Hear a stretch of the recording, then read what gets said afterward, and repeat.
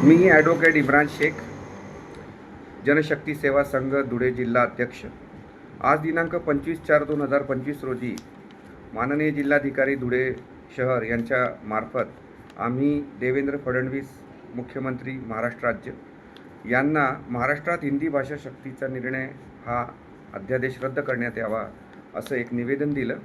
या निवेदनात आमच्या मागण्या हिंदी सक्तीचा निर्णय हा त्वरित मागे घेण्यात यावा, मराठी भाषेला शैक्षणिक व प्रशासकीय कायदेशीर स्तरावर प्राधान्य देण्यात यावे, मराठी भाषेच्या सर्वांगीण विकासासाठी सशक्त उपाययोजना राबवण्यात याव्यात, प्रत्येक शाळा महाविद्यालयात मराठी वापर सक्तीचा करण्यात यावा अशी आमची निवेदनात मागण्या होत्या।